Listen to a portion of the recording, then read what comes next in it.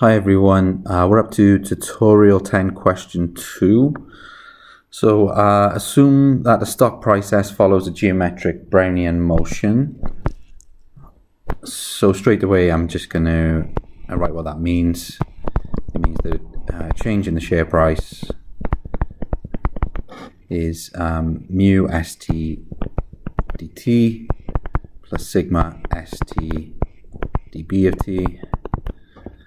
And we're given the expected return and standard deviation, so that is mu and the volatility sigma.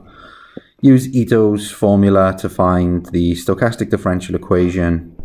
So we have y, which clearly only depends on s. So derive the explicit exact expression for s of t.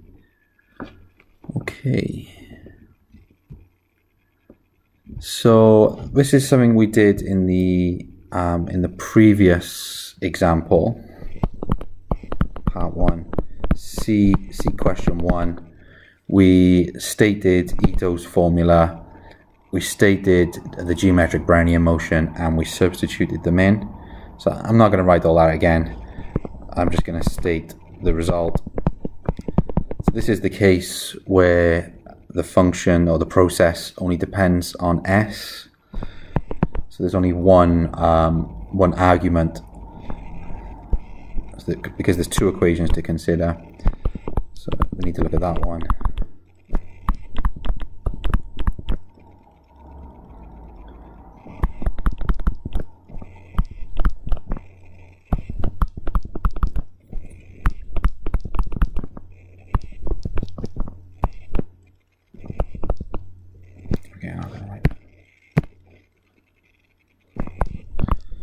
If you take a look at that previous question, you'll see this derivation, which is quite important.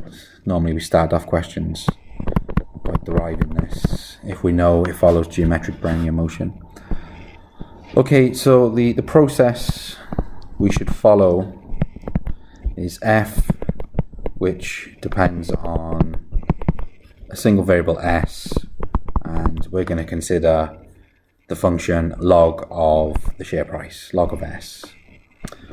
Okay, so going to our equation, which I should say is, this is Ito's plus geometric Brownian motion. We need to calculate a few of these derivatives, actually just two. We need df ds, which is 1 over s, and d2f ds squared, which is 1 over s squared. So if we drop these in, we're going to get an equation for ds. So let's do that. We find that d log of st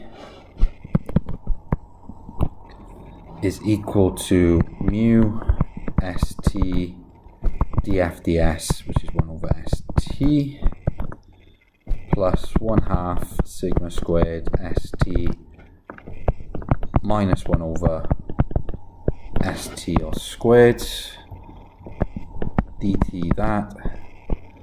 The next term, these square brackets don't have any meaning other than just help me figure out what's the coefficient and what's not.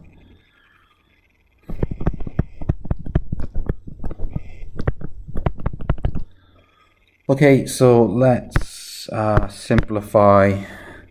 They cancel, one of those cancel. So actually what we have is dst is, okay, I'm going to go to curlies, curly bracket sigma minus 1/2 of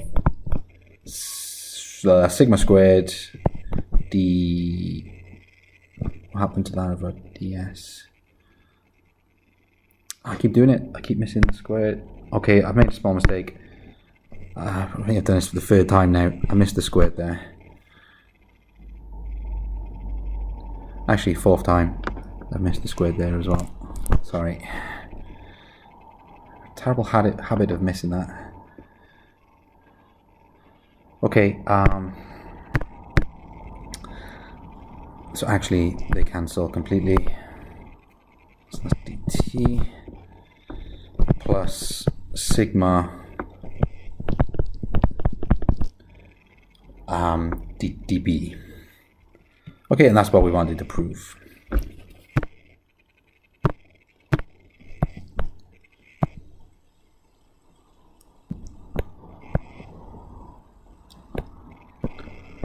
Okay, so that is part I. How about part II?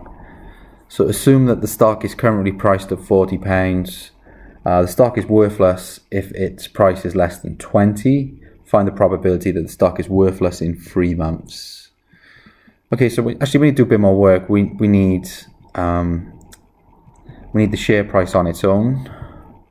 So we're going to have to do a bit of integration to get rid of the D, so we can find S.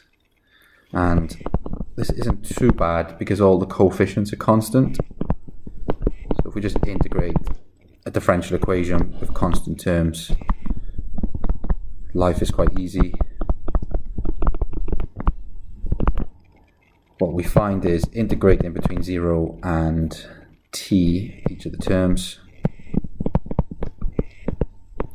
Okay, I don't want to clash the notation, so I'm going to change t to u, and I'm going to integrate between u equals 0 to u equals some time t.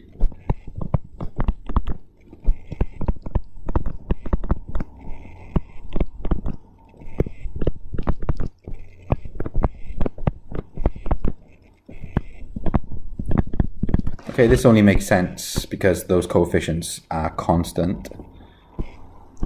Okay, I think I'm gonna write a space. No, I'm not. I got an extra page. Okay, so what we find is that if we integrate the first term, we get log of st take away log of s of 0. This equals, okay, integrate the constant, and again integrate the constant. We get this. Oops, we get this equation. Okay, and we want s of t, so I'm just going to rearrange to do that. We get log of s of t. Well, before I do that, I should start to look for some patterns. What patterns do we notice? Okay, if we ever see any difference between standard Brownian motion, we know there's an equation for this. It follows the normal distribution. Actually, if there's a constant there, I can just bring that in. This follows the normal distribution with mean 0, and the variance is t take away s, in our case t take away 0, and if I bring the sigma in, I get sigma squared t. Okay, so that follows that pattern. So all of that follows the normal distribution. If there's a constant term, so that just comes in.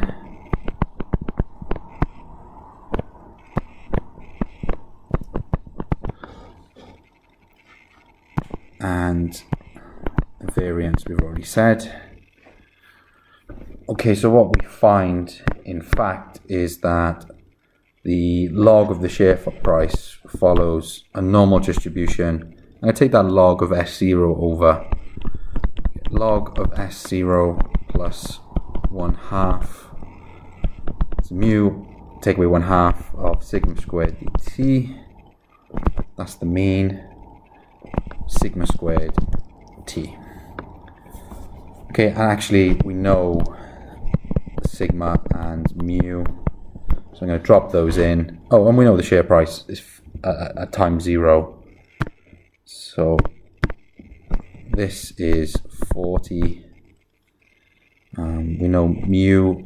Okay, I've forgotten what they are. They're at the top. We know this. We know this. We know this. So we got the share price, log of the share price in terms of t. So if we calculate that, we get log of 40. Okay, if we drop sigma and mu into the calculator, calculate that term, make it 0.02 and 0.016t for the variance. Yes, that all makes sense.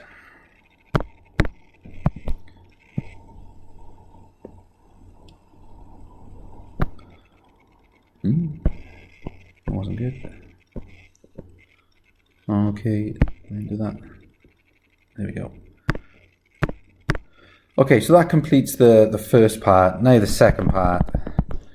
We're trying to figure out if the share goes bankrupt. This is the second part of the question. So we're looking in 3 months. T is measured in years. So we're looking at the possible values of the share price when T is 3/12. So if we put T is 3/12, we know that the log of the share price follows the normal distribution. So just drop that number in, 3.6939 and 0.04. And we want the probability that the share price falls below £20. This is the condition.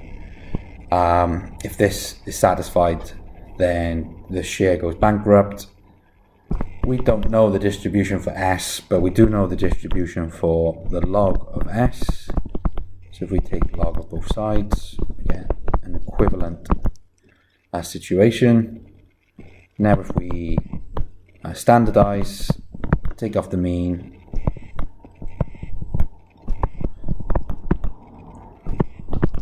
and divide by the standard deviation, what we find is the probability of Z being less than, okay, we got a negative number, minus 3.4908, which makes sense. You think about your normal distribution, it's going to be right on the end. You'd hope it'd be a very low probability. You think it'd be on the left of the curve. Okay, I don't fancy interpolation, so I'm going to say this is approximately the area on the left of the graph from minus 3.49. Using my standard equation, this is 0.0002. So the probability is, I'll just times that by 100. Okay. So there you go. That completes the question. The probability of the share price being less than 20 is 0.0002. If you want as a percentage, you should times it by 100. I don't think I'm going to do that. Okay, and I believe that is the end of question 2. Yes, it is.